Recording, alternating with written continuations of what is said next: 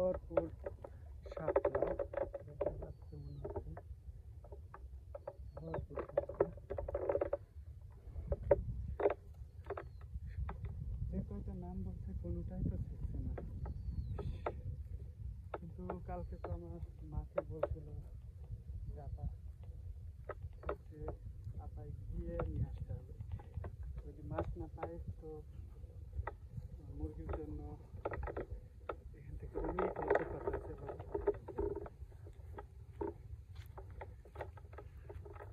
বহুত দূর আসছি আমি, ও কোরআনপুর থেকে আসছি এখানে, কিন্তু এগুলোতে খুব ভয়ঙ্কর ব্যাপার সাথে দেখুন কি গাছ আর জঙ্গল।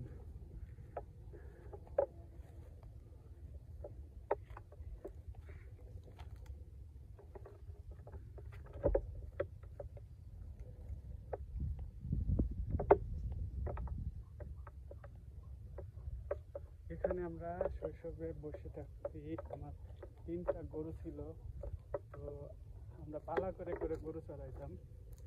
সকাল থেকে আমার 12টায় ক্লাস ছিল, 11টা পর্যন্ত আমি চড়াইতাম।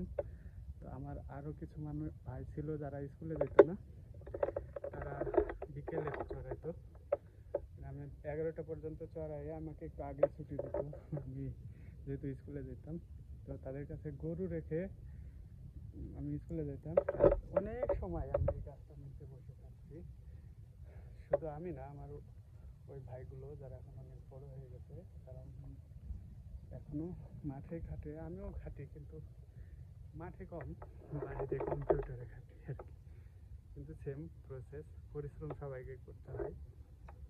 কিন্তু এখানে একটা অন্যরকম সুখ, যতই গরম পড়ুক এই জায়গাটা এত যে শান্তি, আধা ঘন্টা বসলে তার ঘুম আসবেই, মানে চোখে ঘুম চলে আসবে বসলেই।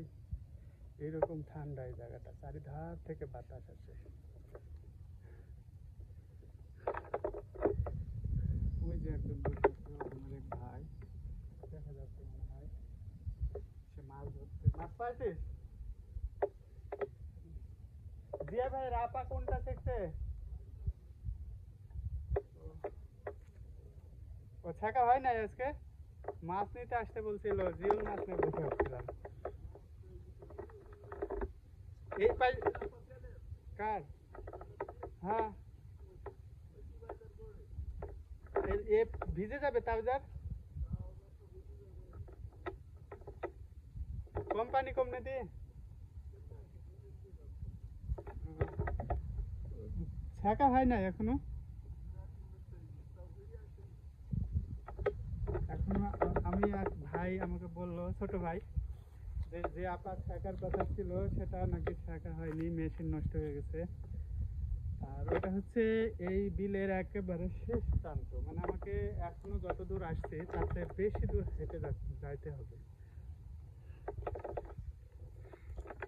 উপরটা দেখুন, আমার কথা বিশ্বাস হবে, এটা হচ্ছে জামের গাছ, এটা হচ্ছে পাকুর গাছ। এখানে বসলে ঘুম আসে, কারণ হচ্ছে বাতাসে পাকুড়ের পাতা একটা রিমঝিম শব্দ দেয়, যা অটোমেটিক মানুষকে ঘুমের দিকে নিয়ে যাবে, ঘুমের রাত, যেটা শিওর। যে অবিশ্বাস করবেন সে অবশ্যই আসবেন, তাকে আমি এখানে নিয়ে এসে বসাবো, অবশ্যই তার চোখে ঘুম আসবেই, এটা শিওর। যদি মানে সে এখানে বসে, আধা ঘন্টা বসলেই ঘুম চলে আসবে। দুই পাশ দিয়ে, এই পাশ দিয়ে সবগুলো হচ্ছে জামের গাছ, মাঝখানে একটা পাকুর, আর এই পাশে এই কটা সবই পাকুর গাছ। একটু বাতাস হলেই রুমঝুম রুমঝুম শব্দ হয়, পাইলের মতন।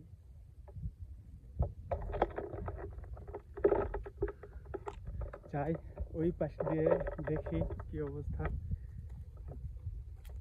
নাও যেতে পারি, এই পাশ দিয়ে ঘুরে যেতেও পারি। এই হচ্ছে আমাদের বিল, অনেকে বলে ধলার বিল, কিন্তু আসলে এটা ধলার বিল না, কারণ এখানে ধলার মানুষের জমি নেই বললেই চলে, সম্পূর্ণ নপাড়া মাঠের মানুষের জমি। কিন্তু ওই পাশটায় ধলার মানুষের জমি, ওই যে গাছ দেখা যাচ্ছে ওগুলোতেও আমাদের এলাকার জমি আছে, কিন্তু তারপর থেকে ম্যাক্সিমাম ধলার মানুষের জমি। তার জন্য প্রচলিত হয়ে গেছে ধলার বিল, কারণ এ পাশেও ধলা ও পাশেও ধলা, একটা রাধা গোবিন্দপুর ধলা আর একটা রামকৃষ্ণপুর ধলা। তো এই দুই ধলার মাঝখানে এই বড় বিলটা থাকার কারণে এটা ধলার বিল নামেই পরিচিত আমার মনে হয়। তবে মুরব্বীদের সঙ্গে কথা বললে অবশ্যই জানা যাবে এর ইতিহাস, কেন ধলার বিল বলে। এটা আসলে নৌপাড়ার মাটি তো এটা, এইগুলো।